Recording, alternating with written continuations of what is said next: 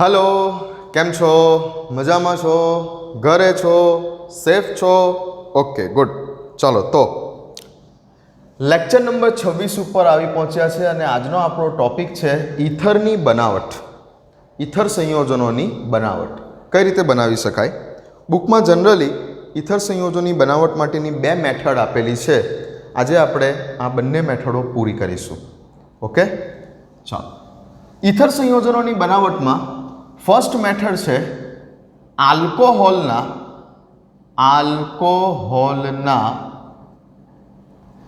નિર્જલીકરણ દ્વારા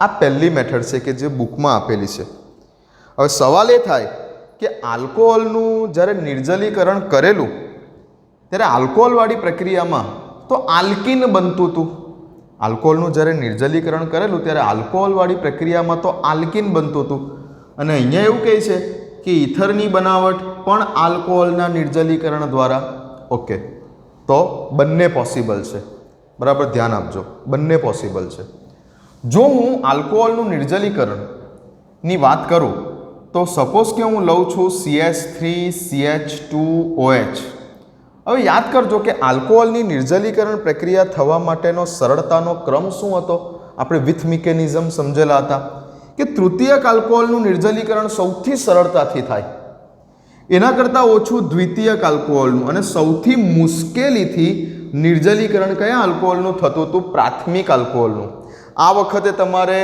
ખૂબ જ હાઈ ટેમ્પરેચરની જરૂર પડતી હતી લગભગ કેટલી હતી 443 કેલ્વિન અને સલ્ફ્યુરિક એસિડ પણ જે છે તે સ્ટ્રોંગ એસિડ સલ્ફ્યુરિક એસિડ જેવો સ્ટ્રોંગ એસિડ વાપરવો પડેલો આ જગ્યા ઉપર ઓકે યાદ આવે છે તો આલ્કોહોલનું નિર્જલીકરણ થવા માટેનો સરળતાનો ક્રમ આ હતો એક કામ કરો બધા અત્યારે આ વિડીયોને અત્યારે પોઝ કરી દો આ વિડીયોને અત્યારે પોઝ કરી દો અને 10 થી 15 મિનિટ ફરી પાછા આપણા આલ્કોહોલનું નિર્જલીકરણવાળા વિડીયો ઉપર ચાલ્યા જાઓ આલ્કોહોલનું નિર્જલીકરણવાળા વિડીયો ઉપર ચાલ્યા જાઓ અને 10 થી 15 મિનિટ આ વિડીયોને પહેલાં એકવાર જોઈ લો આલ્કોહોલનું નિર્જલીકરણવાળા વિડીયો ઉપર ચાલ્યા જાઓ આ વિડીયોને અત્યારે પોઝ કરી દો આલ્કોહોલનું નિર્જલીકરણ આ ટોપિક ઉપર ચાલ્યા જાઓ અને તમે પહેલાં 10 થી 15 મિનિટ ફરી એકવાર આ વિડીયો જોઈ લો આલ્કોહોલનું નિર્જલીકરણવાળો આલ્કોહોલવાળા ટોપિકમાં અને પછી પાછા આ વિડીયો પર આવી જજો ઓકે તો જ મજા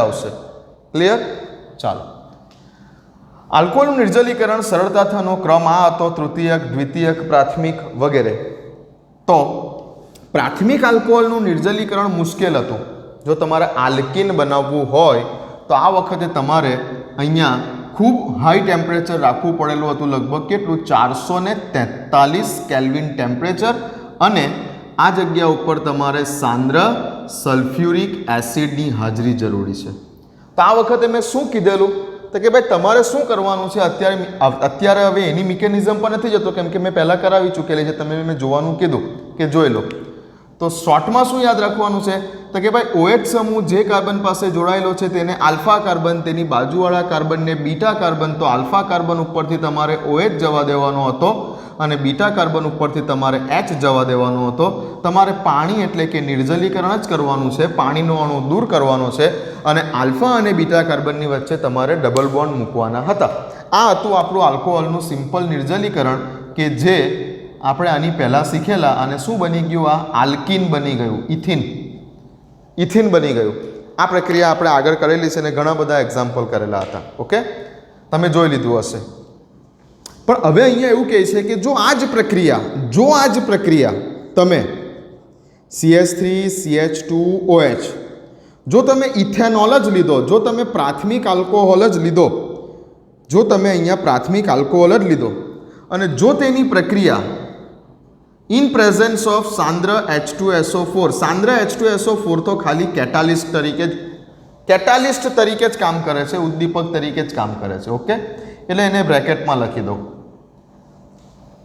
અને આ વખતે જો તમે ટેમ્પરેચર 443 ની જગ્યાએ 413 કેલ્વિન મેન્ટેન કર્યું 443 કેલ્વિનની જગ્યાએ 413 કેલ્વિન ટેમ્પરેચર જો મેન્ટેન કર્યું હશે અને બુકમાં નથી લખ્યું પણ હું લખી આપું છું કે થોડો વધારે પ્રમાણમાં એક્સેસ એમાઉન્ટમાં ઇથેનોલ રાખેલો હશે.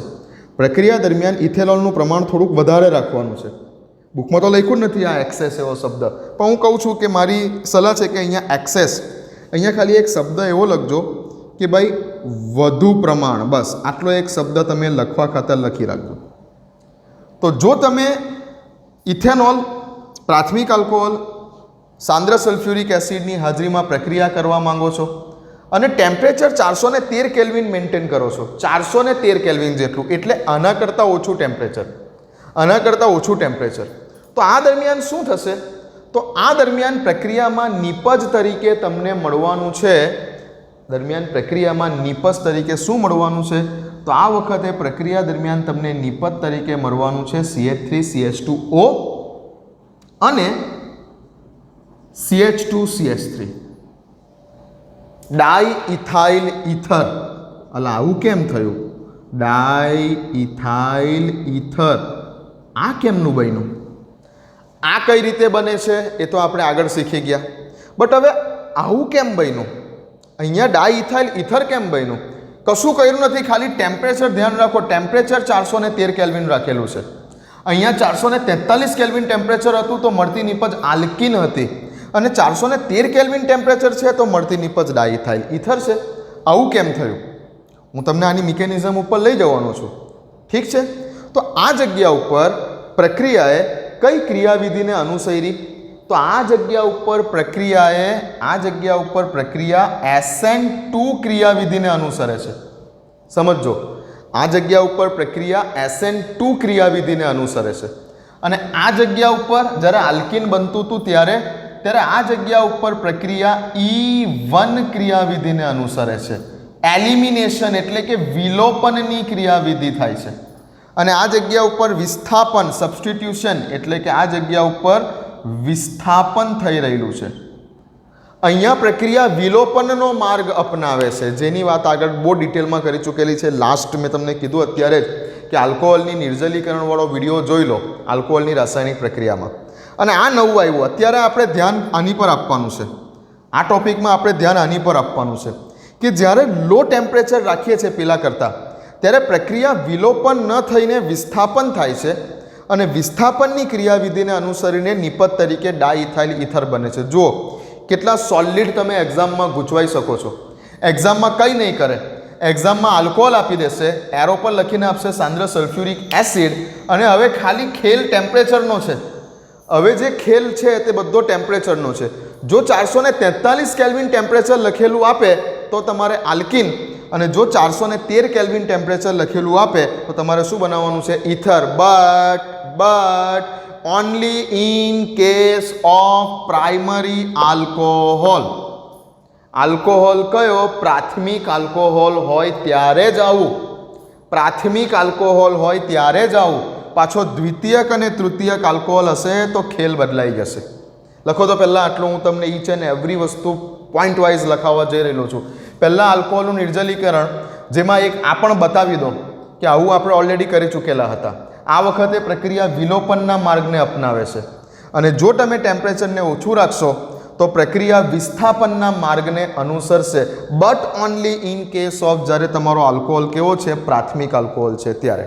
લખી લો તો ચાલો.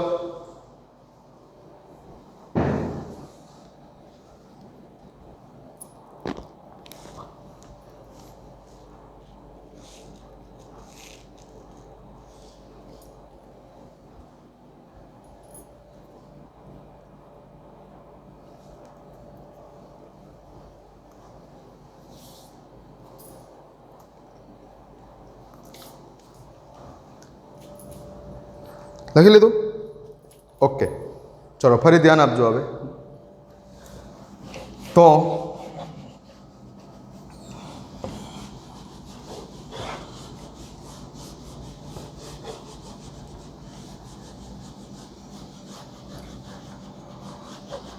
એક બરાબર વસ્તુ ધ્યાનથી લખી લો કે જ્યારે તમારો આલ્કોહોલ પ્રાથમિક આલ્કોહોલ છે, અને પ્રાથમિક આલ્કોહોલની જ્યારે તમે સલ્ફ્યુરિક એસિડ, કે ફોસ્ફોરિક એસિડ જેવા કેટાલિસ્ટની હાજરીમાં 443 કેલ્વિન ટેમ્પરેચરે 443 કેલ્વિન ટેમ્પરેચરે પ્રક્રિયા કરો છો ત્યારે પ્રક્રિયા વિલોપનના માર્ગને અપનાવે છે અને નિપજ તરીકે તમને આલ્કીન મળે છે. અને જો તમે આ પ્રાથમિક આલ્કોહોલની પ્રક્રિયા 413 કેલ્વિન ટેમ્પરેચર ઉપર કરો છો, આમાંથી જ H2SO4 કે H3PO4 જ વાપરી રહેલા છો, આ વખતે પ્રક્રિયા વિસ્થાપનના માર્ગને અનુસરે છે. વિસ્થાપનમાં કઈ ક્રિયાવિધિને? SN2 ક્રિયાવિધિને અનુસરે છે. વિલોપનમાં કઈ ક્રિયાવિધિ? E1 ક્રિયાવિધિને અનુસરે છે. અને તમને મળતી નિપજ અહીંયા મળવાની છે, સમમિતીય ઈથર બનવાનું છે. તમારું સમમિતીય ઈથર બનવાનું છે. તો આ બે વસ્તુ ખાસ ધ્યાનથી લખી દેજો. આ પ્રક્રિયા કમ્પ્લીટલી તાપમાન આધારિત છે. પ્રક્રિયામાં કઈ નિપજ બનશે તેનો આધાર તાપમાન પર રહેલો છે. તાપમાન આધારિત પ્રક્રિયા છે. But only in case of પ્રાથમિક આલ્કોહોલ જ. હા, દ્વિતીયક અને તૃતીયક આલ્કોહોલના કેસમાં, દ્વિતીયક અને તૃતીયક આલ્કોહોલના કેસમાં ખાસ નોટ કરી રાખજો, in case of secondary alcohol, દ્વિતીયક અને તૃતીયક આલ્કોહોલના કિસ્સામાં, દ્વિતીયક અને તૃતીયક આલ્કોહોલ જો પ્રક્રિયા કરશે પછી ગમે તે ટેમ્પરેચર હોય, દ્વિતીયક અને તૃતીયક આલ્કોહોલ જો પ્રક્રિયા કરવા માટે આવ્યા પછી ગમે તે તાપમાન હોય, દ્વિતીયક અને તૃતીયક આલ્કોહોલ પ્રક્રિયા કરવા માટે આવ્યા પછી ગમે તે તાપમાન હોય, ગમે તે તાપમાન હોય, તમે લો ટેમ્પરેચર રાખો, હાઈ ટેમ્પરેચર રાખો, જે રાખો તે, જો દ્વિતીયક અને તૃતીયક આલ્કોહોલ પ્રક્રિયા કરવા માટે આવ્યા તો ગમે તે તાપમાન હોય, પ્રક્રિયા અનુસરશે વિલોપનની ક્રિયાવિધિને, વિલોપનવાળા માર્ગને જ અનુસરશે અને નિપજ તરીકે તમને અહીંયા મળવાનું છે આલ્કીન જ. જ્યારે જ્યારે પણ દ્વિતીયક અને તૃતીયક આલ્કોહોલ હશે ત્યારે પ્રક્રિયા ગમે તે તાપમાન હશે, ગમે તે તાપમાન હશે, હાઈ ટેમ્પરેચર હશે, લો ટેમ્પરેચર હશે, ગમે તે તાપમાન હશે, પ્રક્રિયા અનુસરશે વિલોપનવાળા માર્ગને, E1 ક્રિયાવિધિને અનુસરશે અને નિપજ તરીકે તમને અહીંયા આલ્કીન જ મળશે. તો ઈથર મળવું ક્યારે પોસિબલ છે? આલ્કોહોલનું નિર્જલીકરણ કરીને ઈથર મેળવવું ક્યારે પોસિબલ છે? એક તો તમારો આલ્કોહોલ કેવો હોવો જોઈએ? પ્રાથમિક આલ્કોહોલ હોવો જોઈએ. ક્લિયર? અને પ્રાથમિક આલ્કોહોલ હોવાની સાથે સાથે તમારે અહીંયા ટેમ્પરેચર ખાસ યાદ રાખવાનું છે. કેટલું? 413 કેલ્વિન જેટલું ટેમ્પરેચર હોવું જોઈએ. 413 કેલ્વિન જેટલું ટેમ્પરેચર હશે, નિયર અબાઉટ કેટલું હશે? 140 ડિગ્રી સમથિંગ ટેમ્પરેચર હશે, 140 ડિગ્રી સેલ્સિયસ સમથિંગ, અથવા બોલો 413 કેલ્વિન ટેમ્પરેચર હશે તો પ્રક્રિયા વિસ્થાપનને અનુસરશે અને ઈથર બનાવશે. ઓનલી ઇન કેસ ઓફ પ્રાથમિક આલ્કોહોલ જ તમને ઈથર મળે, તે પણ પાછો સમમિતીય ઈથર મળે અને પ્રક્રિયા વિસ્થાપનના માર્ગને અનુસરે. ક્યારે? પ્રાથમિક આલ્કોહોલનો કેસ હોય અને ટેમ્પરેચર 413 હોય ત્યારે. જો દ્વિતીયક કે તૃતીયક આલ્કોહોલ લીધો, ગમે તે ટેમ્પરેચર રાખ્યું, પ્રક્રિયા વિલોપનના માર્ગને જ અનુસરશે અને આલ્કીન જ બનશે. અને પ્રાથમિક આલ્કોહોલના કેસમાં જો હાઈ ટેમ્પરેચર રાખ્યું તો પણ પ્રક્રિયા વિલોપનના માર્ગને અનુસરશે અને આલ્કીન બનાવશે. લખી લો આટલું.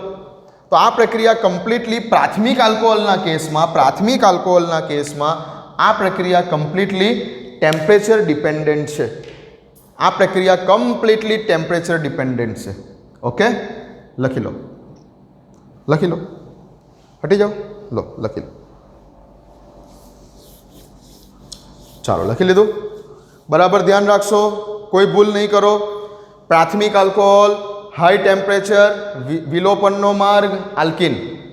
પ્રાથમિક આલ્કોહોલ, લો ટેમ્પરેચર, વિસ્થાપનનો માર્ગ સમમિતીય ether. In case of secondary and tertiary alcohol, any temperature, only વિલોપન અને આલ્કીન જ મેળવવાનું. ઓકે, ચાલો, ક્લિયર છે આટલી બાબતો? ઓકે. હવે આની ક્રિયાવિધિ ખાસ સમજવી જ પડશે, કેમ કે બુકમાં આપેલી છે. આ જે ઈથર બને છે એ ઈથર બનવાની ક્રિયાવિધિ તમારે સમજવી જ પડશે, કેમ કે બુકમાં આપેલી છે. હું અત્યારે એવું નહીં બોલું કે તમારે આ ક્રિયાવિધિ કામની નથી, ના, કેમ કે આ ક્રિયાવિધિ પૂછાઈ શકે છે બોર્ડ લેવલ પર, ગુજરાત બોર્ડ લેવલ પર આ ક્રિયાવિધિ પૂછાઈ શકે છે, કેમ કે બુકમાં આપેલી છે. જે ક્રિયાવિધિ બુકમાં નથી આપેલી હોતી એમાં હું તમને બોલું છું કે આ ક્રિયાવિધિ તમારે કામની નથી, પણ આ તો બુકમાં પણ આપેલી છે, તે તમારે આને પર બરાબર ધ્યાન આપવું જ પડશે. ઓકે, ચાલો તો હું બતાવવા જઈ રહ્યો છું તમને ડાઈ ઇથાઇલ ઇથરની બનાવટની ક્રિયાવિધિ. પહેલાં એક સિમ્પલ સમીકરણ લખીને આપી દઉં, ધ્યાન આપો. CH3 CH2 OH gives લગભગ 413 કેલ્વિન જેટલું temperature in presence of H2SO4 અથવા H3PO4. ઓકે, શું થવાનું છે? તો નિપજ તરીકે બનવાનું છે CH3 CH2O CH2 CH3. આ પ્રક્રિયા છે. મારી સલાહ છે કે અહીંયા રાખો તમે એક્સેસ એમાઉન્ટ વધુ પ્રમાણ એવું લખી દેવાનું, એક્સેસ ઇથેનોલ વધુ પ્રમાણ આવું લખી દેવાનું. સલ્ફ્યુરિક એસિડનો રોલ તો ખાલી કેટાલિસ્ટનો છે. તો ક્રિયાવિધિનું ફર્સ્ટ સ્ટેપ છે સ્ટેપ 1. પહેલા સ્ટેપમાં શું થાય છે તો કે જેવું તમે આલ્કોહોલની નિર્જલીકરણનો જો વિડીયો જોયો, અત્યારે તમને મેં કીધું આગલો વિડીયો જોઈ લો, તો જેવું તમે જોયું હશે તો પહેલા સ્ટેપની અંદર સલ્ફ્યુરિક એસિડમાંથી જે પ્રોટોન છે H+, એ પ્રોટોનેટેડ આલ્કોહોલ બનાવશે. પહેલા સ્ટેપમાં શું થશે તો કે આપણો જે આલ્કોહોલ છે CH3 CH2OH, દર વખતે મારે તમને કહેવાની જરૂર નથી કે ઓક્સિજનની ઉપર લોન પેર તો છે જ. સલ્ફ્યુરિક એસિડમાંથી H+ આવ્યો, H+ લીધો સલ્ફ્યુરિક એસિડ પાસેથી, પહેલા સલ્ફ્યુરિક એસિડ પાસેથી H+ લીધો, પાછો એને છેલ્લે આપી પણ દઈશું આપણે H+. તો હવે આ H+ આ લોન પેર તરફ એટ્રેક્ટ થઈ જશે, ઓક્સિજનની લોન પેર તરફ, અને પ્રોટોનેટેડ આલ્કોહોલ બનશે. આ આપણું પહેલું સ્ટેપ, પ્રોટોનેટેડ આલ્કોહોલનું બનવું. એટલે શું થશે અહીંયા CH3 CH2OH, આ H+ આવ્યો, ઓક્સિજને પોતાના વેલેન્સ શેલના ઇલેક્ટ્રોન આપી દીધા, એટલે ઓક્સિજનની ઉપર પ્લસ ચાર્જ. આ બની ગયો આપણો પ્રોટોનેટેડ આલ્કોહોલ બન્યો પહેલા સ્ટેપમાં. ઓકે, નાઉ સ્ટેપ નંબર 2. સ્ટેપ નંબર 2માં હવે ઓક્સિજન લુચ્ચો છે. ઓક્સિજન શું કરે છે, એક સ્ટેપમાં આપે છે તો બીજા સ્ટેપમાં તરત લઈ પણ લે છે. ઓકે, જો અહીંયાથી ઓક્સિજન આ બંનેના ઇલેક્ટ્રોનને હવે ખેંચી લેશે, પોતાની તરફ ખેંચી લેશે પોતાના પ્લસ ચાર્જને ન્યુટ્રલ કરવા માટે, તો અહીંયા કાર્બોકેટાયન બનશે. પણ એ ક્યારે વિલોપનની ક્રિયાવિધિ હોય તો, પણ અત્યારે હું તમને કહું છું વિસ્થાપનના માર્ગને અનુસરે છે પ્રક્રિયા લો ટેમ્પરેચર ઉપર. એટલે આ જગ્યા ઉપર બીજો એક આપણે ઓલરેડી એક્સેસ એમાઉન્ટ લીધેલું છે, વધુ પ્રમાણ રાખેલું છે, આલ્કોહોલનું વધુ પ્રમાણ રાખેલું છે. તો બીજો એક આલ્કોહોલનો મોલિક્યુલ આની ઉપર એટેક કરવા માટે આવે છે. ઓકે, તો અહીંયા શું થશે, બીજો એક આલ્કોહોલનો અણુ આવે છે CH3 CH2O અને H. CH3 CH2OH. આ Hને આમ નીચે લખું, કોઈ પ્રોબ્લેમ નહીં થાય ને. Okay, OH. ઓક્સિજનની પાસે લોન પેર તો છે જ, હા. અને પેલો જે પ્રોટોનેટેડ આલ્કોહોલ બને છે તે લખવું અહીંયા, પ્લસ CH3 CH2OH જે અહીંયા પ્રોટોનેટેડ આલ્કોહોલ છે આપણો. હવે શું કરે છે તો કે હવે આ જગ્યા ઉપર આ લોન પેર, આ જે લોન પેર છે, આ લોન પેર આ કાર્બન ઉપર એટેક કરે છે, કારણ કે આ અહીંયાથી જઈ રહેલો છે આ બંધના ઇલેક્ટ્રોન યુગ્મ લઈને, એટલે કાર્બનની ઉપર પ્લસ ચાર્જ ડેવલપ થવાનો છે. અહીંયાથી H અને O પાણી દૂર થવા જઈ રહેલું છે, અહીંયાથી આ H2O મોલિક્યુલ દૂર થવા જઈ રહેલો છે, એટલે કાર્બનની ઉપર પ્લસ ચાર્જ ડેવલપ થવા જઈ રહેલો છે, અને એ પ્લસ ચાર્જને બેલેન્સ કરવા માટે અહીંયાથી આ ઓક્સિજન પોતાના લોન પેર અહીંયા આપી રહેલો છે. એટલે બંને પ્રક્રિયા એક સાથે થઈ રહેલી છે. આ બંને પ્રક્રિયા એક સાથે થઈ રહેલી છે. ધ્યાન આપો શું થઈ રહેલું છે અહીંયાથી આ જગ્યા ઉપર CH3 CH2O CH3 CH2O ઓની સાથે નીચે H આ કાર્બન ઉપર એટેક કર્યો આ જગ્યા ઉપર તો અહીંયા શું થયું CH2 અને આ પાણીના અણુના ફોર્મમાં દૂર થયો -H2O CH2 ની બાજુમાં CH3 CH2 ની બાજુમાં CH3 તો કંઈક આવું બન્યું અહીંયા ફરી પાછા આ ઓક્સિજને પોતાના વેલેન્ટ શેલના ઇલેક્ટ્રોન આ કાર્બન સાથે બંધ બનાવવા માટે વાપર્યા એટલે ઓક્સિજનની ઉપર પાછો પ્લસ ચાર્જ ડેવલપ થયો. ક્લિયર છે? તો આ જે પ્રક્રિયા એ આ પ્રક્રિયાનું રેટ ડિટર્મિનેશન સ્ટેપ છે. પ્રક્રિયાનો વેગ નિર્ણાયક તબક્કો છે રાસાયણિક ગતિકી અનુસાર. આ સ્ટેપ પ્રક્રિયાનો વેગ નિર્ણાયક તબક્કો છે. આ સ્ટેપ ધીમો છે. આ પ્રક્રિયાનો ધીમો તબક્કો છે એટલે પ્રક્રિયાનો વેગ નિર્ણાયક તબક્કો છે આ સ્ટેપમાં અહીંયાથી પાણીનો અણુ દૂર થઈ રહેલો છે અને સામેથી બીજો એક અણુ એન્ટર થઈ રહેલો છે આલ્કોહોલનો. તો આ પ્રક્રિયાનો વેગ નિર્ણાયક તબક્કો છે. આ તબક્કો ધીમો છે. આખી પ્રક્રિયાનો વેગ આ તબક્કા ઉપર આધાર રાખે છે અને આ તબક્કામાં બે મોલિક્યુલ્સ ભાગ લે છે.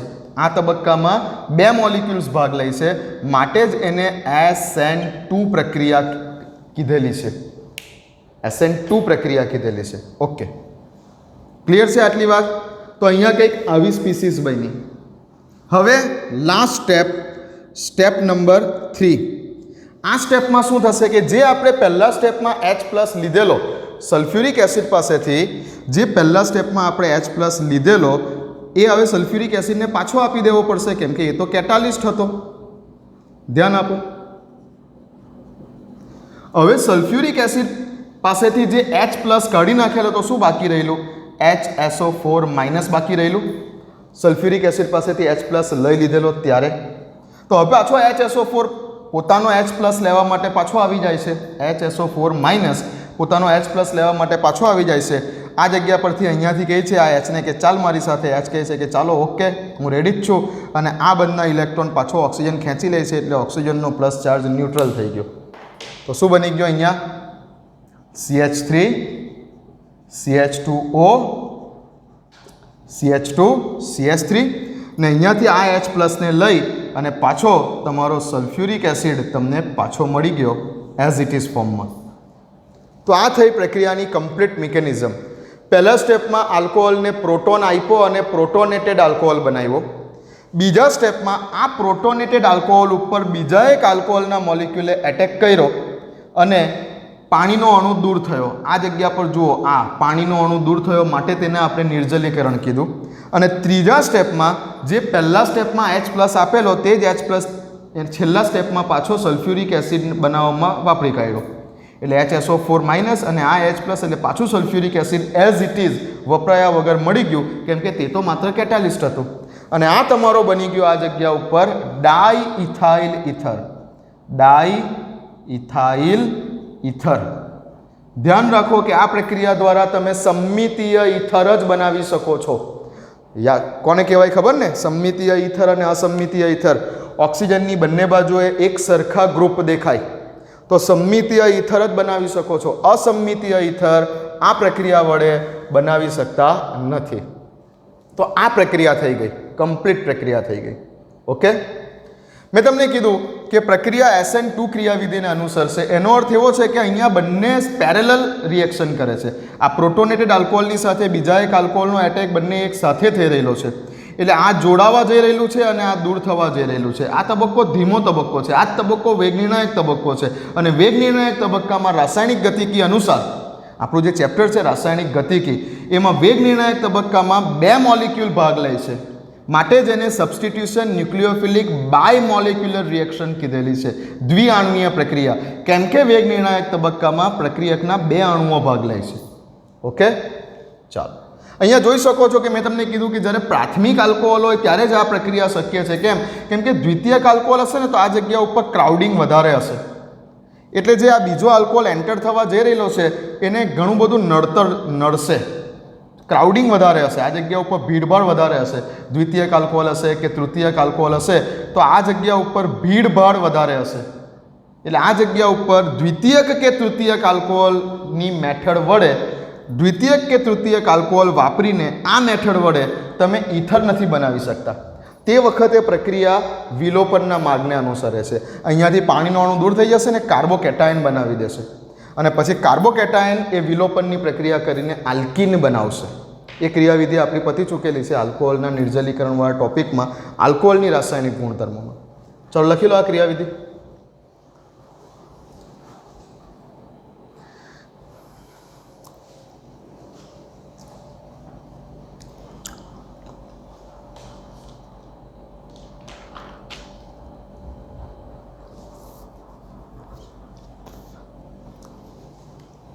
લખી લીધું? ચાલો, તો પતે છે આપણી આ એક મેથડ કે કઈ રીતે આપણે પ્રાથમિક આલ્કોહોલનું નિર્જલીકરણ કરીને સમમિતીય ઈથર બનાવી શકીએ છીએ. ઈથર ક્યારે બનાવી શકો છો? પ્રાથમિક આલ્કોહોલ હોય ત્યારે જ. બીજું, ટેમ્પરેચર કેટલું? 413 હોય ત્યારે. આખું ટેમ્પરેચર ડિપેન્ડન્ટ છે. હવે હું તમને એવું કહું કે સપોઝ કે તમે ટેમ્પરેચરને, સપોઝ કે આ જગ્યા ઉપર તમે ટેમ્પરેચર એના કરતાં બી ઓછું રાખો તો મેં તમને કીધું કે ચલો તમે પ્રાથમિક આલ્કોહોલ લીધો CH3 CH2OH, આ પ્રાથમિક આલ્કોહોલ લીધો. આ જગ્યા ઉપર તમે સલ્ફ્યુરિક એસિડની હાજરીમાં પ્રક્રિયા કરો છો અને આ જગ્યા ઉપર ટેમ્પરેચર તમે રાખી રહેલા છો 443 કેલ્વિન. તો નિપજ શું બનવાની છે? તો આ વખતે અહીંયાથી આલ્ફા પરથી OH, બીટા પરથી H એટલે -H2O થઈ અને પ્રક્રિયા વિલોપનના માર્ગને અનુસરશે અને નિપજ તરીકે આલ્કીન બનવાનું છે. જો તમે ફરી પાછો પ્રાથમિક આલ્કોહોલ લીધો, આ વખતે તમે ટેમ્પરેચર રાખી દીધું કેટલું? 413 કેલ્વિન જેટલું, in presence of sulphuric acid. Okay, તો આ વખતે નિપજ તરીકે તમારું બનવાનું છે ડાઇઇથાઇલ ઈથર. CH3 CH2OH માં ઓકે, CH3 CH2O અને બાજુમાં શું છે પાછું? CH2 CH3, CH3 CH2O અને ફરી પાછું સેમ CH2 CH3. આની જ મિરર ઇમેજ લખી દેવાની. તો આ બની ગયું તમારું ડાઇઇથાઇલ ઈથર. હું તમને કહું કે હજુ ટેમ્પરેચર ઓછું રાખીએ તો, આના કરતાં બી ઓછું રાખું તો, ટેમ્પરેચર સપોઝ કે 298 કેલ્વિન રાખું તો, near about 25 degree room temperature રાખ્યું. આ રૂમ ટેમ્પરેચર કહેવાય, 25 ડિગ્રી સેલ્સિયસ. રૂમ ટેમ્પરેચર ઉપર પ્રક્રિયા કરી તો, રૂમ ટેમ્પરેચર ઉપર પ્રક્રિયા કરી ત્યારે સલ્ફ્યુરિક એસિડ કેટાલિસ્ટ તરીકે કામ નહીં કરે, એઝ અ પ્રક્રિયક તરીકે કામ કરશે. આ જગ્યા ઉપર સલ્ફ્યુરિક એસિડ કેટાલિસ્ટ તરીકે કામ નહીં કરે. આ જગ્યા ઉપર સલ્ફ્યુરિક એસિડ એક્ઝેક્ટલી પ્રક્રિયક તરીકે કામ કરશે અને કંઈક બનાવશે CH3 CH2O SO3H. આવું બની જશે આ વખતે. ઓકે, અને શું બોલીશું? આને બોલીશું આપણે ઇથાઇલ હાઇડ્રોજન સલ્ફેટ. હવે આ એકચ્યુઅલી જૂના સિલેબસમાં હતું. આ એકચ્યુઅલી જૂના સિલેબસમાં હતું. આ જે હતું ને ઓલ્ડ સિલેબસમાં હતું. અત્યારે કાઢી નાખેલી છે આ પ્રક્રિયા, સિમ્પલ આ જ આપેલું છે. તો જો તમે અહીંયા 298 કેલ્વિન પર પ્રક્રિયા કરી તો ઇથાઇલ હાઇડ્રોજન સલ્ફેટ હજુ પણ નીચે લઈ જઈ શકું છું.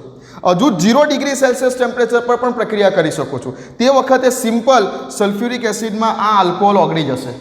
હજુ આ પ્રક્રિયાને 273 કેલ્વિન પર એટલે કે 0 ડિગ્રી સેલ્સિયસ પર પણ કરી શકું છું. તે વખતે સલ્ફ્યુરિક એસિડમાં આ આલ્કોહોલ સિમ્પલ ઓગળી જ જવાનો છે અને કંઈક સોલ્ટ બનાવી દેવાનો છે. પણ આપણે એ બધે ડિટેલમાં પડવાની જરૂર નથી. આ બે પર ધ્યાન આપો. આ છે જૂના સિલેબસમાં હતું. આ વખતે ઇથાઇલ હાઇડ્રોજન સલ્ફેટ બનવાનું છે. ઓકે, તો ટેમ્પરેચર ડિપેન્ડન્ટ પ્રક્રિયા છે. બટ ક્યારે? Only in case of primary alcohol. ચલો હવે કેટલાક એક્ઝામ્પલ લઉં એટલે તમારા બધા ડાઉટ ક્લિયર થઈ જાય. ઓકે, ચાલો.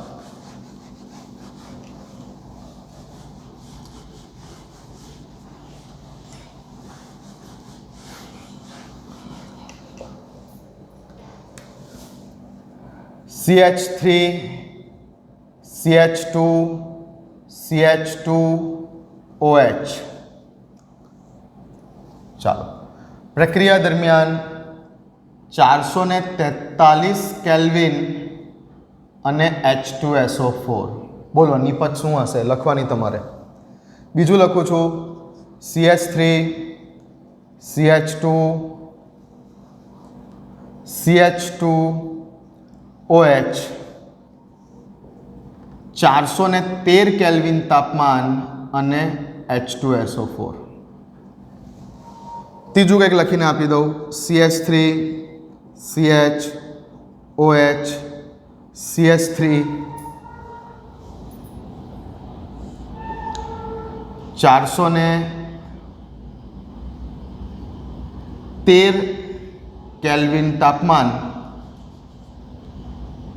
413 કેલ્વિન તાપમાન અથવા 443 જ રાખો ને પહેલાં 443 કેલ્વિન તાપમાન અને H2SO4.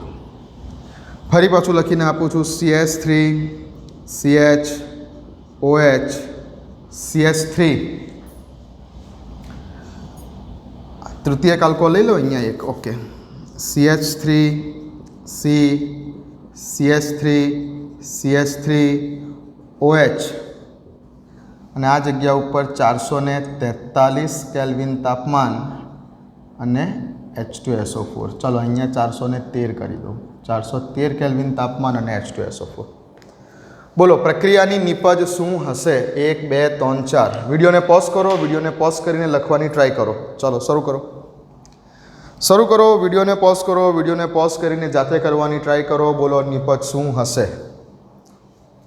ચાલો લખી લીધું, લખી લીધું, લખી લીધું. ઓકે, હું કરું. ચાલો, કયો આલ્કોહોલ? તો કે ભાઈ પ્રાથમિક આલ્કોહોલ. પ્રાથમિક આલ્કોહોલ, પ્રાથમિક આલ્કોહોલ અને કેવું ટેમ્પરેચર? તો કે હાઈ ટેમ્પરેચર 443. તો પ્રક્રિયા કયા માર્ગને અનુસરશે? આ જગ્યા ઉપર પ્રક્રિયા વિલોપનના માર્ગને અનુસરશે. E1 ક્રિયાવિધિને અનુસરશે. E ફોર એલિમિનેશન, વિલોપન, વિલોપનના માર્ગને અનુસરશે અને વિલોપનના માર્ગને અનુસરીને અહીંયા આલ્ફા કાર્બન પરથી OH અને બીટા કાર્બન ઉપરથી H એટલે કે -H2O કરીને નિપજ બનાવશે CH3 CH double bond CH2 એટલે કે આલ્કીન નિપજ બનવાની છે. ક્લિયર? બીજા નંબર પર આવી જાઓ. કેવો આલ્કોહોલ છે? Propane 1 all. પ્રાથમિક આલ્કોહોલ જ છે. પ્રાથમિક આલ્કોહોલ છે. આ કેસની અંદર તમે 413 કેલ્વિન ટેમ્પરેચર રાખ્યું. તો આ જગ્યા ઉપર પ્રક્રિયા કયા માર્ગને અનુસરશે? આ જગ્યા ઉપર પ્રક્રિયા કયા માર્ગને અનુસરવાની છે? તો આ જગ્યા ઉપર પ્રક્રિયા વિસ્થાપનના માર્ગને અનુસરવાની છે. પ્રક્રિયા SN2 ક્રિયાવિધિ મુજબ થવાની છે. એટલે આ જગ્યા ઉપર તમારું ઈથર બનવાનું છે. કયો ઈથર બનવાનો છે? સમમિતીય ઈથર બનવાનો છે. શું યાદ રાખવાનું? તો કે ભાઈ CH3 CH2 CH3 CH2 CH2 CH2. હવે એક ઓક્સિજન. ઓકે, એક ઓક્સિજન. આટલું લખી દીધું. પછી આની મિરર ઇમેજ લખી દેવાની પાછી. શું છે? CH2 CH2 CH3. ડાઈપ્રોપાઇલ ether, ડાઈપ્રોપાઇલ ether. સમમિતીય ether જ બનશે. ચલો આ કેસમાં આવી જાઓ. કેવો આલ્કોહોલ છે? દ્વિતીયક આલ્કોહોલ. દ્વિતીયક આલ્કોહોલ કે તૃતીયક આલ્કોહોલ દેખાય એટલે ભૂલી જ જાઓ કે તમે ઈથર બનવાનો છે. ગમે તે ટેમ્પરેચર આપેલું કેમ નહીં હોય, ગમે તે ટેમ્પરેચર આપેલું કેમ નહીં હોય, દ્વિતીયક કે તૃતીયક આલ્કોહોલ તમને દેખાઈ જાય છે એટલે પછી તમારે ટેમ્પરેચરને જોવાની જરૂર જ નથી. જો તમે દ્વિતીયક કે તૃતીયક આલ્કોહોલ જુઓ છો એટલે તમારે કોઈ ટેમ્પરેચર જોવાની જરૂર નથી. સીધું જ પ્રક્રિયા વિલોપનના માર્ગને જ અનુસરશે. પ્રક્રિયા વિલોપનના માર્ગને જ અનુસરશે. પ્રક્રિયા વિલોપનના માર્ગને જ અનુસરશે. એલિમિનેશન જ થશે અને આલ્કીન જ બનશે. જો દ્વિતીયક કે તૃતીયક આલ્કોહોલ દેખાય છે તો કોઈ પ્રોબ્લેમ જ નથી. પ્રોબ્લેમ ખાલી પ્રાથમિક આલ્કોહોલ દેખાય છે ત્યારે જ તમારે ટેમ્પરેચર ચેક કરવાનું છે કે અહીંયા વિલોપન થશે કે વિસ્થાપન થશે. જો તમારે દ્વિતીયક કે તૃતીયક આલ્કોહોલ દેખાય છે તો કોઈ પ્રોબ્લેમ જ નથી. તમારે સીધું આંખો મીચીને વિલોપન જ કરવાનું છે. એટલે આ જગ્યા પર આલ્ફા કાર્બન ઉપરથી OH દૂર કરવાનો છે. બાજુવાળા બંને બીટા કેવા છે તમારી મરજી. આ બાજુનો બીટા કે આ બાજુનો બીટા, અહીંયાથી H દૂર કરવાનો છે, -H2O કરવાનું છે અને નિપજ તમારી અહીંયા બની CH3 CH double bond CH2 alkene જ. દ્વિતીયક કે તૃતીયક આલ્કોહોલ દેખાય તો વિલોપન જ થાય અને આલ્કીન જ બને. પછી ગમે તે ટેમ્પરેચર હોય. માત્ર ને માત્ર જ્યારે તમે પ્રાથમિક આલ્કોહોલ જુઓ છો અને પ્રાથમિક આલ્કોહોલ જુઓ છો ત્યારે જ તમારે અહીંયા તાપમાન ખાસ જોવાનું છે કે 413 લખીને આપેલું છે કે 443 લખીને આપેલું છે. ક્લિયર? ભૂલ નહીં કરો ને. ઓકે, અહીંયા પણ વિલોપન જ થવાનું છે. તો આ બાજુ જે છે અહીંયાથી OH જશે. આ તમારો આલ્ફા કાર્બન થયો. હવે આ પણ તમારો બીટા કાર્બન, આ પણ તમારો બીટા કાર્બન, આ પણ તમારો બીટા કાર્બન. જ્યાંથી ગમે ત્યાંથી તમે એચ લઈ લો. ચલો, મને ગમે છે કે મારે અહીંયાથી એચ લેવો છે. અને આમાં પણ કેવું છે કે આ બધા એક સરખા બીટા કાર્બન છે. કેટલીક વાર મેં તમને પેલું પણ શીખવાડેલું હતું આલ્કોહોલની નિર્જલીકરણમાં, જેટસેવનો નિયમ, કે એવી આલ્કીન મુખ્ય નિપજ હશે કે જેમાં હાઇપર કોન્જ્યુગેશન વધારે બનતા હશે. જોઈ લેજો, મેં તમને એટલે જ કીધું છે વિડીયો પેલો. તો શું થશે અહીંયા આ જગ્યા ઉપર નિપજ બનશે CH3CCH3. અહીંયાથી OH ગયો, અહીંયાથી H ગયો, એટલે અહીંયા સપોઝ કે ડબલ બોન્ડ CH2. તો નંબર આપી દો આ જગ્યા ઉપર, તો 1 2 3. 2 મિથાઇલ અને પ્રોપિન. બીજા નંબર પર CH3. 2 મિથાઇલ, એક લાઇનમાં 3 કાર્બન, પ્રોપિન. 2 મિથાઇલ પ્રોપિન, આ નિપજ બની. ક્લિયર છે? ઓકે, તો લખી લો. ક્લિયર? હવે બિલકુલ ભૂલ નહીં થાય, પાકો? ચાલો લખી લો.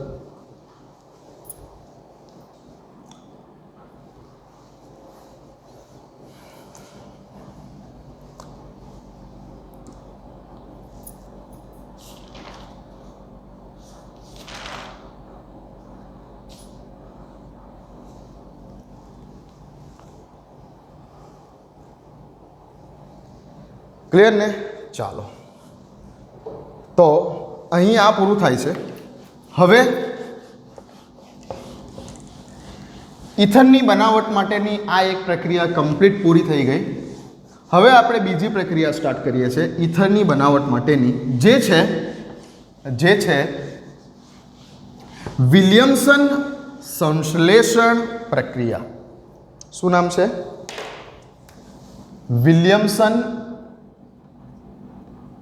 વિલિયમસન સંશ્લેષણ પ્રક્રિયા. આ પ્રક્રિયા વડે વિલિયમસન સંશ્લેષણ પ્રક્રિયા, જે પ્રક્રિયા SN2 ક્રિયાવિધિ પ્રમાણે થાય છે. પહેલી વાત, ઓકે. વિલિયમસન સંશ્લેષણ પ્રક્રિયા દરમિયાન આપણે સમમિતીય કે અસમમિતીય બંને પ્રકારના ઇથર બનાવી શકીએ છીએ. આની પહેલાં જે આલ્કોહોલનું નિર્જલીકરણ હતું, પ્રાથમિક આલ્કોહોલનું જે નિર્જલીકરણ હતું, તેની એક મર્યાદા હતી કે આલ્કોહોલના નિર્જલીકરણ વડે જે ઇથર બને છે તે આપણે માત્ર સમમિતીય ઇથર જ બનાવી શકીએ છીએ. જ્યારે આ પ્રક્રિયા દરમિયાન આપણે સમમિતીય અને અસમમિતીય બંને પ્રકારના ઇથર બનાવી શકીએ છીએ. એકચ્યુઅલી એરોમેટિક ઇથર પણ બનાવી શકીએ છીએ, એનિસોલ અને ફેનિટોલ. ઓકે, ચાલો, તો સમમિતીય અને અસમમિતીય બંને પ્રકારના ઇથર આપણે આ પ્રક્રિયા દ્વારા બનાવી શકીએ છીએ.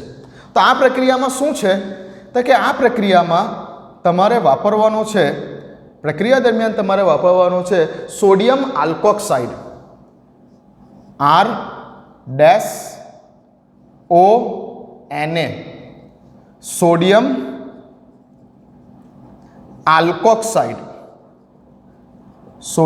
આલ્કોક્સાઇડ વાપરવાનો છે.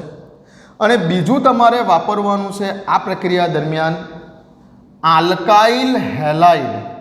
બટ અહીંયા ધ્યાન રાખજો કે પ્રાથમિક આલ્કાઇલ હેલાઇડ જોઈએ. પ્રાથમિક આલ્કાઇલ હેલાઇડ જોઈએ. સોડિયમ આલ્કોક્સાઇડ અને પ્રાથમિક પ્રકારનો આલ્કાઇલ હેલાઇડ. અહીંયા જે આલ્કાઇલ હેલાઇડ વાપરવાનો છે એ કમ્પલસરી તમારે પ્રાથમિક આલ્કાઇલ હેલાઇડ જ વાપરવાનો છે. અહીંયા પણ એવું થશે કે જો તમે દ્વિતીયક કે તૃતીયક આલ્કોહોલ હેલાઇડ વાપર્યો તો નિપજ કંઈક બદલાઈ જવાની છે. પ્રાથમિક આલ્કાઇલ હેલાઇડ જ લેવાનો છે. અને પ્રક્રિયા કરશો તો આ દરમિયાન શું થશે તો કે આ જગ્યા ઉપરથી Na અને આ જગ્યા ઉપરથી હેલોજન જે વાપરો હશે તે હેલોજન દૂર થશે અને બની જવાનું છે R-O અને R. અહીંયા કેમ આ ડેશ બતાવેલું છે કે ભાઈ આલ્કાઇલ સમૂહ જુદા જુદા હોઈ શકે છે. અહીંયા મિથાઇલ હોઈ શકે છે તો અહીંયા ઇથાઇલ હોઈ શકે છે, અથવા અહીંયા પ્રોપાઇલ હોઈ શકે છે તો અહીંયા ઇથાઇલ હોઈ શકે છે. મેં તમને કીધું અસમમિતીય ઇથર પણ બનાવી શકાય છે. તો ક્યાં તો આ આલ્કાઇલ સમૂહો એક સરખા હોઈ શકે છે, ક્યાં તો આ બંને આલ્કાઇલ સમૂહો અલગ અલગ હોઈ શકે છે. તો આ તમારી પ્રક્રિયા છે અને આ પ્રક્રિયા દ્વારા તમે ઈથર બનાવી શકો છો. આ થઈ ગઈ તમારી પ્રક્રિયા, વિલિયમસન સંશ્લેષણ પ્રક્રિયા. સિમ્પલ જ પ્રક્રિયા છે. પ્રક્રિયા અનુસરે છે અહીંયા પણ SN2 ક્રિયાવિધિને. હવે આમાં કંઈ બહુ જનરલી ક્રિયાવિધિ જેવું નથી. અહીંયાથી Na જશે, અહીંયાથી X જશે અને બની જવાનો છે તમારો ઈથર. બટ ધ્યાન રાખજો, આની પણ ડિટેલ ક્રિયાવિધિ સમજો. બુકમાં નથી આપેલી તો અહીંયા નથી જોતો વધારે ડિટેલ ક્રિયાવિધિ પણ આ જગ્યા ઉપર તમારે પ્રાથમિક આલ્કાઇલ હેલાઇડ વાપરવો ફરજિયાત છે. જો તમે અહીંયા દ્વિતીયક આલ્કાઇલ હેલાઇડ લીધો, દ્વિતીયક આલ્કાઇલ હેલાઇડ લીધો તો શું થશે? તો કે દ્વિતીયક આલ્કાઇલ હેલાઇડ લીધો તો પ્રક્રિયા સ્પર્ધામાં અનુસરશે. પ્રક્રિયા સ્પર્ધા કરશે. શેની સ્પર્ધા કરશે? કે ભાઈ પ્રક્રિયા એવી સ્પર્ધા કરશે કે હું વિલોપન કરું કે વિસ્થાપન કરું. પ્રક્રિયા અહીંયા સ્પર્ધામાં ઉતરવાની છે. જો તમે દ્વિતીયક આલ્કાઇલ હેલાઇડ લીધો તો પ્રક્રિયા અહીંયા સ્પર્ધામાં અનુસરશે કે વિલોપન કરીને આલ્કીન બનાવવું કે વિસ્થાપન કરીને ઈથર બનાવવું.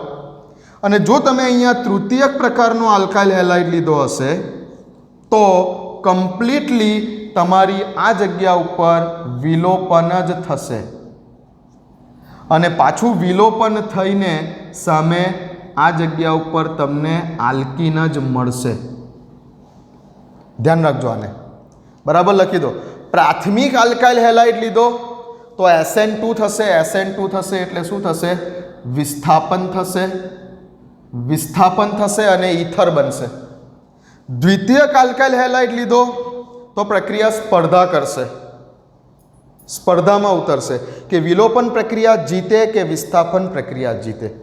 જો વિલોપન પ્રક્રિયા જીતશે તો આલ્કીન બનશે,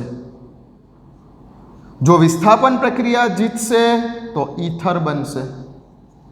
હવે અહીંયા તમારે ખાસ કન્ડિશન ચેક કરવી પડે. કેવી કન્ડિશન? કહું છું કેવી કન્ડિશન તે. અને તૃતીયક આલ્કાઇલ હેલાઇડ લીધો તો તે વખતે કોઈ કન્ડિશન નહીં જોવાની, સીધું જ વિલોપન જ થશે અને આલ્કીન જ બનશે. અહીંયા વિલોપન જ થશે, E2 વિલોપન થશે અને આલ્કીન જ બનશે. ક્લિયર છે આટલી વાત? લખી લો તો પહેલાં આ જે લખેલું છે એ સિમ્પલ તમારું વિલિયમસન સંશ્લેષણ પ્રક્રિયાનું સમીકરણ કોમન લખેલું છે. આ જગ્યા ઉપર પ્રાથમિક આલ્કાઇલ હેલાઇડ લેવો કમ્પલસરી છે તો તમારું ઈથરવાળી પ્રોડક્ટ સારા એવા પ્રમાણમાં બની શકે. જો તમે દ્વિતીયક પ્રકારનો આલ્કાઇલ હેલાઇડ પસંદ કરેલો હશે તો પ્રક્રિયા જે છે તમારી કોમ્પિટિશનમાં ઉતરી જશે કે ભાઈ વિલોપન પ્રક્રિયા જીતે કે વિસ્થાપન પ્રક્રિયા જીતે. એ વખતે અમુક કન્ડિશન યાદ રાખવાની છે. હમણાં ઉપરથી બતાવું છું, પછી ડિટેલમાં ઉતરીએ છીએ અંદર. અને જો તૃતીયક પ્રકારનો આલ્કાઇલ હેલાઇડ લીધો, કોઈ કન્ડિશન નહીં, તાપમાન કેટલું છે, કયું સોલ્વેન્ટ વાપરેલું છે, કોઈ કન્ડિશન નહીં, પ્રક્રિયા વિલોપનના માર્ગને અનુસરશે અને આલ્કીન બનશે. અહીંયા સોડિયમ આલ્કોક્સાઇડ કેવા પ્રકારનો લીધો છે? સોડિયમ આલ્કોક્સાઇડ કેવા પ્રકારનો લીધો છે તેની સાથે કોઈ મતલબ નથી. પ્રક્રિયા કેવા પ્રકારની થવાની છે, વિસ્થાપન થવાની છે કે વિલોપન થવાની છે, તેને આ સોડિયમ આલ્કોક્સાઇડ સાથે કોઈ લેવા દેવા નથી, કોઈ લેવા દેવા નથી. અહીંયા તમે કોઈ પણ પ્રકારનો અહીંયા આલ્કાઇલ સમૂહ વાપરો હશે, આ જગ્યા ઉપર આલ્કાઇલ સમૂહ તમે સોડિયમ આલ્કોક્સાઇડમાં તમે આલ્કાઇલ સમૂહ પ્રાથમિક વાપરો છે, સોડિયમ આલ્કોક્સાઇડમાં આલ્કાઇલ સમૂહ દ્વિતીયક પ્રકારનો વાપરો છે કે સોડિયમ આલ્કોક્સાઇડમાં આલ્કાઇલ સમૂહ તૃતીયક પ્રકારનો વાપરો છે, આની સાથે કોઈ લેવા દેવા નથી, કોઈ મતલબ નથી. ખાસ છે કે તમે આલ્કાઇલ હેલાઇડ કયો વાપરો છે, તમે કયા પ્રકારનો આલ્કાઇલ હેલાઇડ વાપરો છે તે અગત્યનું છે. જો પ્રાથમિક પ્રકારનો આલ્કાઇલ હેલાઇડ હશે તો ઈથર જ બનશે, જો તૃતીયક પ્રકારનો આલ્કાઇલ હેલાઇડ હશે તો આલ્કીન જ બનશે. પ્રોબ્લેમ અહીંયા આવે છે દ્વિતીયક આલ્કાઇલ હેલાઇડના કેસમાં. દ્વિતીયક આલ્કાઇલ હેલાઇડના કેસમાં તમારે અમુક કન્ડિશન ચેક કરવાની છે. ઓકે, લખી લો આટલું.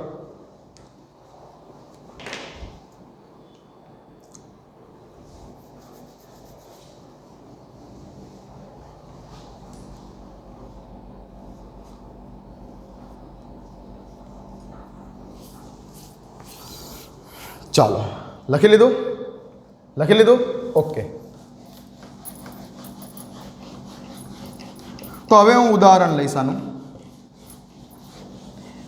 મેં તમને કીધેલું છે કે જો કોઈ પેપર સેટર કોમ્પિટિટિવ એક્ઝામનું પેપર સેટ કરવા માટે બેસે તો ભલે આ ચેપ્ટરમાં આ ઈથરવાળો ટોપિક એકદમ નાનો છે, પણ આની અંદરથી બહુ જોરદાર ક્વેશ્ચન બની શકે એમ છે.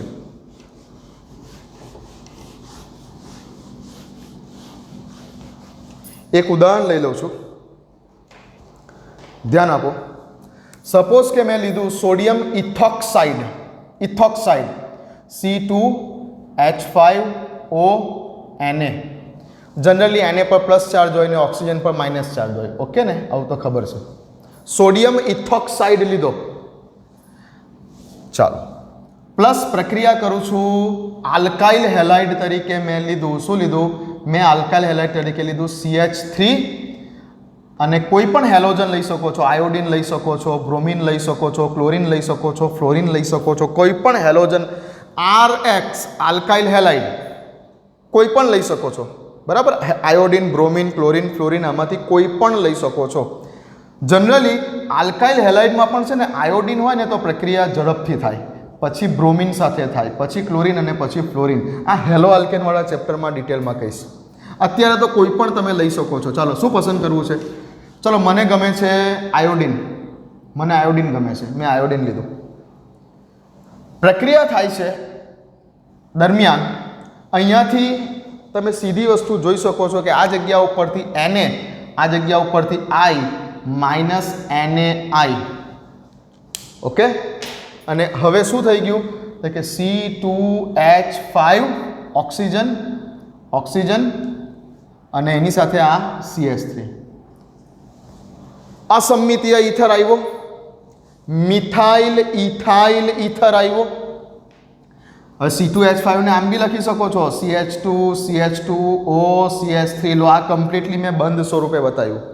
આ જ વસ્તુને બંધ સ્વરૂપે બતાવી. તો આ જગ્યા ઉપર મિથાઇલ સમૂહ, આ જગ્યા ઉપર ઇથાઇલ સમૂહ, મિથાઇલ ઇથાઇલ ઇથર અથવા મિથોક્સી ઇથેન, તેનું IUPAC નામ. તો આવું કંઈક બન્યું. હા, ચાલો. સંમિતીય અસમિતીય બંને પ્રકારના ઇથર આ પ્રક્રિયા વડે બનાવી શકાય.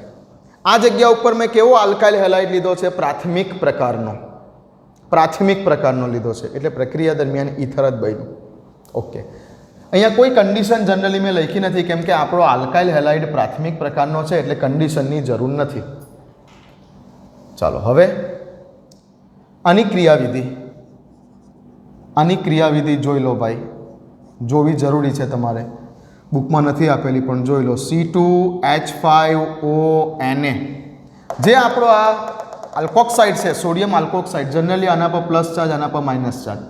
સૌથી પહેલાં શું થશે તો કે અહીંયાથી Na દૂર થશે અને એક ન્યુક્લિયોફાઇલ જનરેટ થશે, C2H5O માઇનસ વત્તા Na પ્લસ. ક્રિયાવિધિના ફર્સ્ટ સ્ટેપમાં તમારો આ જગ્યા ઉપર એક ન્યુક્લિયોફાઇલ બને છે. ન્યુક્લિયોફાઇલ બન્યો, ઇથોક્સાઇડ આયન બન્યો. એકચ્યુઅલી સ્ટ્રોંગ બેઝ છે, આ સ્ટ્રોંગ બેઝ છે. સોડિયમ આલ્કોક્સાઇડ સ્ટ્રોંગ બેઝ છે. NaOH અને KOH કરતાં પણ વધારે સ્ટ્રોંગ બેઝ છે આ. તો આ એક ન્યુક્લિયોફાઇલ બન્યો. ઓકે, ચાલો, હવે શું થશે? આ જગ્યા ઉપર હવે જો આ ન્યુક્લિયોફાઇલ સેકન્ડ સ્ટેપમાં આની સાથે પ્રક્રિયા કરવા માટે જાય તો શું થાય? ધ્યાન આપો આ જગ્યા ઉપર કે ભાઈ C2H5O માઇનસ પ્રક્રિયા કરવા માટે આવ્યો CH3I પાસે. તો અહીંયા એક ન્યુક્લિયોફાઇલ આવે છે અને અહીંયાથી આપણે આ I માઇનસ એટલે કે બીજો ન્યુક્લિયોફાઇલ દૂર કરવાનો છે. એક ન્યુક્લિયોફાઇલનું આવવું અને બીજા ન્યુક્લિયોફાઇલનું જવું, વિસ્થાપન પ્રક્રિયા. આ માઇનસ ચાર્જ ધરાવતો ન્યુક્લિયોફાઇલ અહીંયા આવે છે અને અહીંયાથી આ આયોડિન દૂર થાય છે. બંને વસ્તુ એક સાથે થઈ રહેલી છે, એટલે આ થશે પ્રક્રિયાનો રેટ ડિટર્મિનેશન સ્ટેપ. ધીમો તબક્કો હશે આ પ્રક્રિયાનો. બે પ્રક્રિયકના અણુઓ ભાગ લે છે, આ જગ્યા ઉપર બે મોલિક્યુલ્સ ભાગ લે છે, માટે જ એને આપણે SN2 પ્રક્રિયા કહીએ છીએ. આ પ્રક્રિયાના વેગ ઉપર બંને પ્રક્રિયકોની સાંદ્રતા આધાર રાખશે. તો શું થશે અહીંયા તો કે ભાઈ C2H5O માઇનસ અહીંયા જોડાવા જઈ રહેલો છે CH3 સાથે, અને આ જગ્યા ઉપરથી આયોડિન દૂર થવા જઈ રહેલો છે. તો વચ્ચે છે ને આવી એક ટ્રાન્ઝિશન સ્ટેટ બનશે, સંક્રાંતિ અવસ્થા. આ એક બંધ બની રહેલો છે અને આ એક બંધ તૂટી રહેલો છે. તો વચ્ચે એક આવી સંક્રાંતિ અવસ્થા બનશે. બતાવવાની જરૂર નથી કેમ કે ખૂબ જ અલ્પ સમયગાળા માટે બને છે. लगभग 10⁻⁻⁶ સેકન્ડ સુધી બને છે. આ બતાવવાની જરૂર નથી, ડાયરેક્ટ જ લખી શકું છું, પણ વચ્ચે આવી એક સંક્રાંતિ અવસ્થા ખૂબ ટૂંકા સમયગાળા દરમિયાન બનશે કે જે વખતે ઓક્સિજન અને કાર્બન વચ્ચેનો બંધ બનવા જઈ રહેલો છે અને આ આયોડિનવાળો બંધ જે છે એ તૂટવા જઈ રહેલો છે. ધીમે ધીમે જેમ જેમ આ બનતો જશે તેમ તેમ આ તૂટતો જશે. બરાબર, આ બતાવવાની જરૂર નથી, ડાયરેક્ટ જ બતાવી દઉં. તો શું થશે અહીંયાથી? તો ફાઇનલી આ જગ્યા ઉપરથી I- દૂર થશે, આયોડિન દૂર થશે, એક ન્યુક્લિયોફાઇલ દૂર થશે, આ Na+ સાથે લાગી અને NaI બનાવી દેશે. અને હવે શું થવાનું? તો કે C2H5O ની સાથે આ CH3 જોડાઈ જશે. આવી કંઈક મિકેનિઝમ થઈ. સમજ પડે છે? આ જગ્યા ઉપર આ ન્યુક્લિયોફાઇલ આ બાજુના આલ્કાઇલ હેલાઇડવાળા કાર્બન ઉપર ક્યારે એટેક કરી શકશે? જ્યારે આ કાર્બનની આજુબાજુ ભીડ ઓછી હશે. એટલે કે આ કેવા પ્રકારનો હશે? પ્રાથમિક પ્રકારનો આલ્કાઇલ હેલાઇડ હશે. તો આ જ આ પ્રક્રિયા સરળતાથી થશે. એટલે જ કીધું કે અહીંયા પ્રાથમિક હેલાઇડ હોવો જરૂરી છે.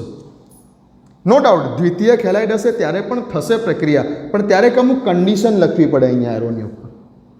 અને તૃતીયક આલ્કાઇલ હેલાઇડ હશે તો પ્રક્રિયા વિલોપનના માર્ગને જ અનુસરશે. ઓકે, લખી લો સિમ્પલ ક્રિયાવિધિ.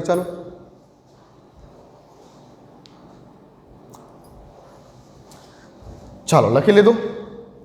તો હવે આના કેટલાક ઉદાહરણ આપી દઉં એટલે વધારે આઈડિયા આવી જાય. કેટલાક ઉદાહરણ લઉં એટલે એક્ઝેક્ટલી આઈડિયા આવી જાય. તો ધ્યાન આપો.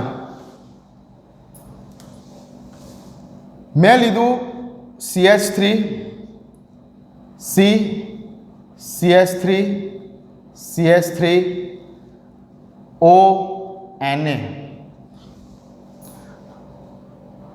ટર્સરી બ્યુટાઇલ સોડિયમનો ઓક્સાઇડ લીધો. સોડિયમ આલ્કોક્સાઇડ જ છે પણ ટર્સરી બ્યુટાઇલ છે. આ ટર્સરી બ્યુટાઇલ સમૂહ લીધો. મેં ટર્સરી બ્યુટાઇલ સમૂહ લીધો. ઓકે, તો આ જગ્યા ઉપર જે મેં RONA વાપરવાનો છે તો મેં આ R તરીકે ટર્સરી બ્યુટાઇલ ગ્રુપ લીધું. તૃતીયક બ્યુટાઇલ સમૂહ લીધેલો છે. તૃતીયક બ્યુટાઇલ સમૂહ એકચ્યુઅલી RONA કેવો છે તેની સાથે કોઈ મતલબ જ નથી, મેં તમને આગળ કહી દીધેલું છે. ઓકે, અને આ જગ્યા ઉપર પ્રક્રિયા કરવા માટે મેં શું લીધું? આ જગ્યા ઉપર પ્રક્રિયા કરવા માટે મેં લીધું CH3 CH2.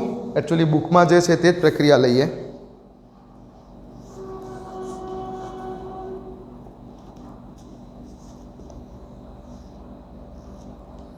પેજ નંબર 346 જુઓ બુકમાં.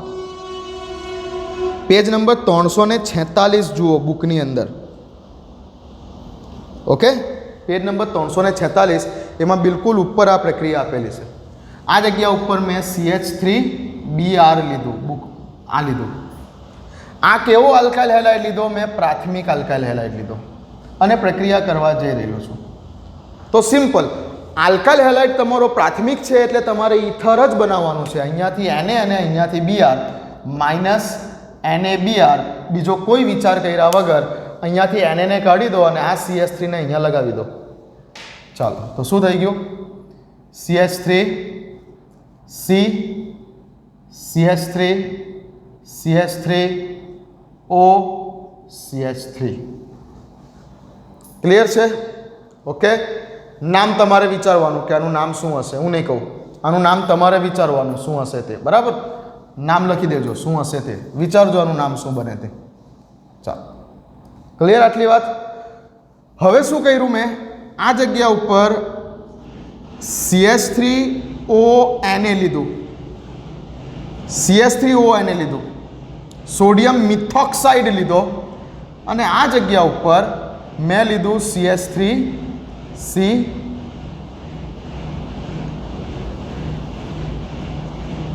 CH3 CH3 અને Br. મેં આલ્કાઇલ હેલાઇડ કેવો લીધો? તૃતીયક પ્રકારનો લીધો. સમજો, મેં આલ્કાઇલ હેલાઇડ કેવો લીધો? તૃતીયક પ્રકારનો લીધો. તો આ જગ્યા ઉપર જો તમે એમ વિચારો કે અહીંયાથી Na અને અહીંયાથી Br -NaBr જાય અને આ જગ્યા ઉપર નિપજ બને CH3O. CH3O આ કાર્બન સાથે જોડાય, આ કાર્બન સાથે જોડાય ને આ કાર્બનની 3 બાજુએ CH3 છે. આ અને આ સરખું જ છે ને, શું ફરક પડે? બહુ ફરક પડે. આ પ્રક્રિયા નહીં થાય. આ પ્રક્રિયા દરમિયાન તમે અહીંયા ઈથર બનાવી શકશો નહીં. આ પ્રક્રિયા દરમિયાન તમે અહીંયા ઈથર બનાવી શકશો નહીં. કેમ? કેમ કે તમે આલ્કાઇલ હેલાઇડ કેવો લીધો? તૃતીયક. હેલોજન જે કાર્બન સાથે છે તેની સાથે બીજા 3 કાર્બન હોય તેવો તૃતીયક આલ્કાઇલ હેલાઇડ પસંદ કર્યો. આ જગ્યા ઉપર ઈથર નહીં બને. તો આ જગ્યા ઉપર પ્રક્રિયા SN2 માર્ગને નહીં અનુસરે. આ જગ્યા ઉપર પ્રક્રિયા વિલોપનના માર્ગને અનુસરશે, વિલોપનના માર્ગને. અને નિપજ તરીકે તમારી આલ્કીન બનશે. લખી લો પહેલાં આટલું, પહેલાં આ લખી લો, પહેલાં આ લખી લો કે જો પ્રાથમિક હેલાઇડ છે અને તમારો સોડિયમ આલ્કોક્સાઇડ, આ આલ્કોક્સાઇડ સમૂહ છે, આ જે છે આખો એ તમારો આલ્કોક્સાઇડ સમૂહ છે, આલ્કોક્સાઇડ આયન છે. આ જગ્યા ઉપર તમે કેવો RONA પસંદ કરો છો તેની સાથે કોઈ મતલબ નથી. ઓકે, તો સોડિયમ આલ્કોક્સાઇડ તમારો તૃતીયક છે તેની સાથે કોઈ પ્રોબ્લેમ નથી, પણ તમારો આલ્કાઇલ હેલાઇડ તો પ્રાથમિક છે ને, એટલે પ્રક્રિયા અનુસરશે વિસ્થાપનના માર્ગને અને તમને આ જગ્યા ઉપર ઈથર બનાવી આપશે. પણ જો તમે તૃતીયક પ્રકારનો આલ્કાઇલ હેલાઇડ લીધો તો આ કન્ડિશનમાં તમારી SN2 માર્ગને પ્રક્રિયા નહીં અનુસરે અને ઈથર બનાવી શકશો નહીં. અહીંયા પ્રક્રિયા વિલોપનના માર્ગને અનુસરવાની છે અને આલ્કીન બનવાનું છે. કઈ રીતે બતાવું છું? લખી લો પહેલાં આટલું, લખી લો પહેલાં આટલું, લખી લો પહેલાં આટલું. ઓકે, લખી લીધું? ચાલો. આ જગ્યા ઉપર પ્રક્રિયા વિલોપનના માર્ગને અનુસરવાની છે. એટલે શું થશે? તો ધ્યાન આપો. લખી લીધું? લખી લો પહેલાં, લખી લો.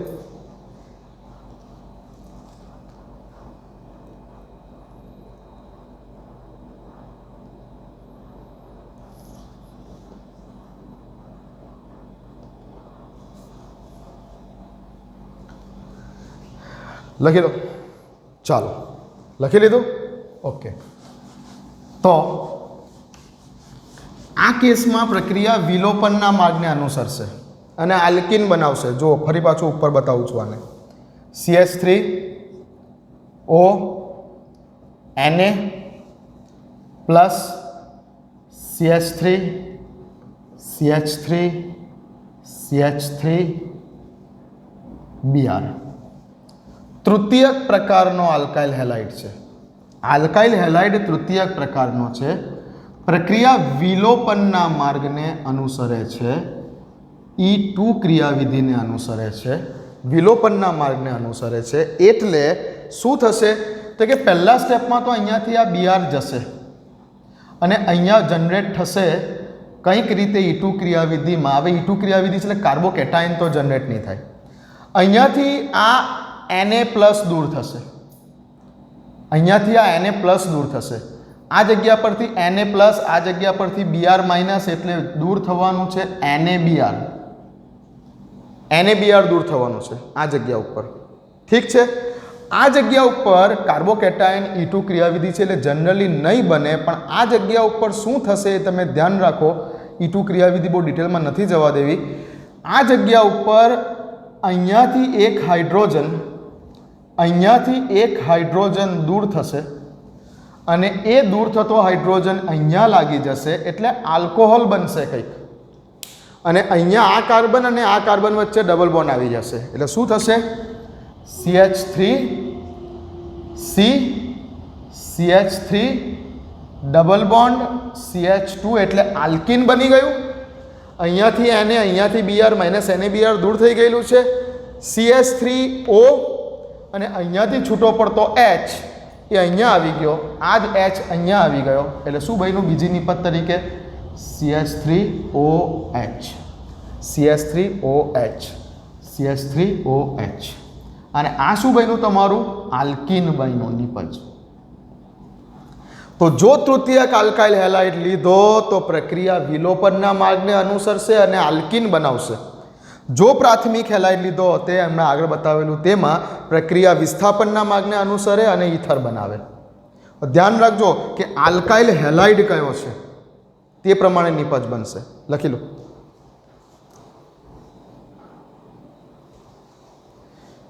ઓકે, ઓકે, ચાલો, કોઈ પ્રોબ્લેમ?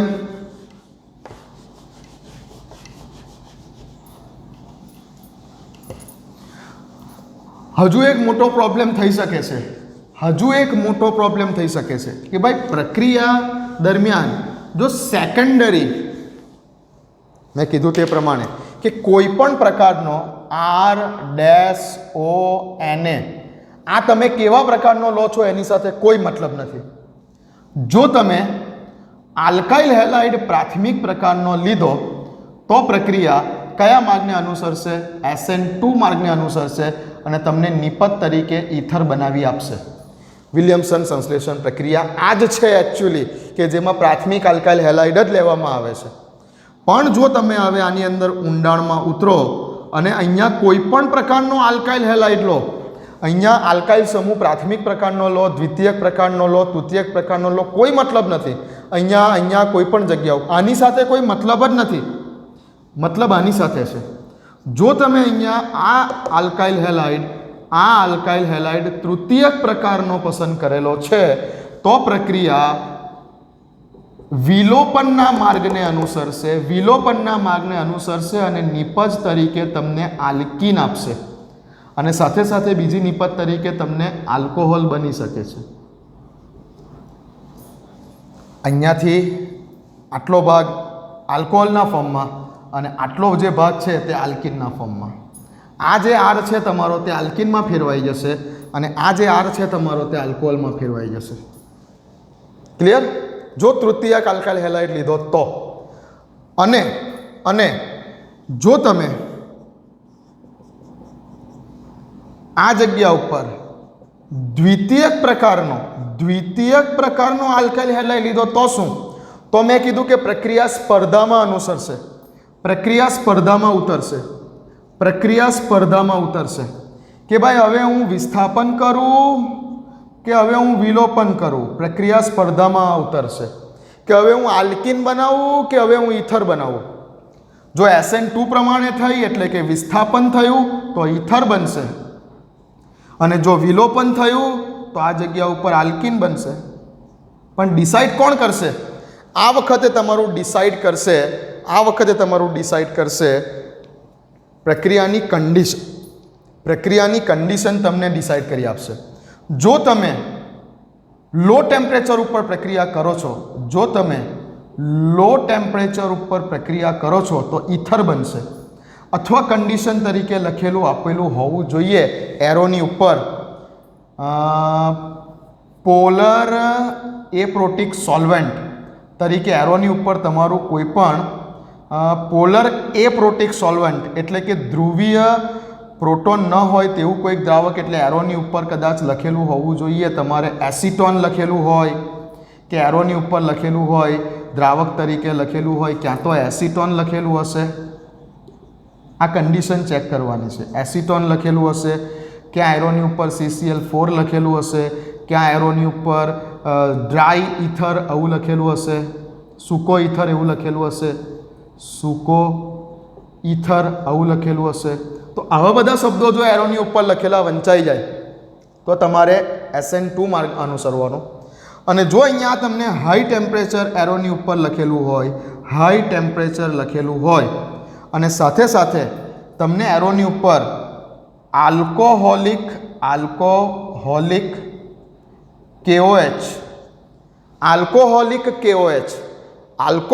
KOH અથવા આલ્કોહોલિક NaOH આવા શબ્દો આપેલા હોય એરોની ઉપર તો પ્રક્રિયા E2 ક્રિયાવિધિને અનુસરશે. આલ્કીન ક્યારે?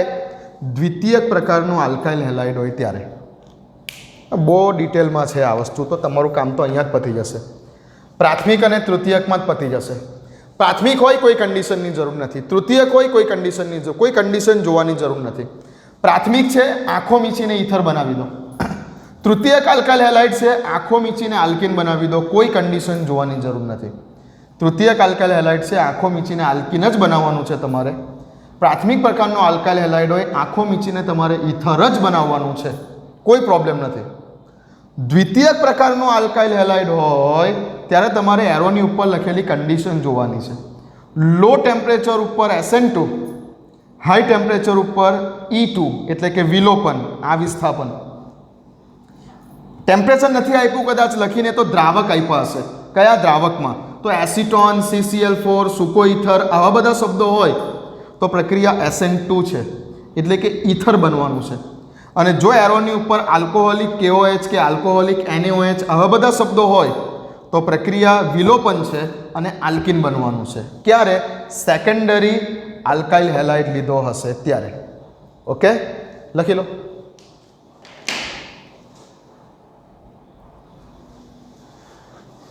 ચાલો, તો ખાસો ટાઈમ થઈ ગયો છે. આના કેટલાક વધારે જે ઉદાહરણ છે, આના કેટલાક હજુ વધારે ઉદાહરણ છે તે નેક્સ્ટ ટાઈમ કરાવડાવીશ, નેક્સ્ટ વિડીયોમાં જોઈ લેજો. ઓકે, તો બરાબર ધ્યાનથી આજની વાત જુઓ. ખૂબ ઇમ્પોર્ટન્ટ ટોપિક છે આજનો. અને ટ્રાય કરો બુકમાં પેજ નંબર 346, બુકમાં પેજ નંબર 346 ઉપર આપેલા કોયડાઓ સોલ્વ કરવાની ટ્રાય કરો. પેજ નંબર 346 ઉપર આપેલા જે કોયડા છે બુકમાં એ સોલ્વ કરવાની ટ્રાય કરો. મળીએ નેક્સ્ટ ટાઈમ.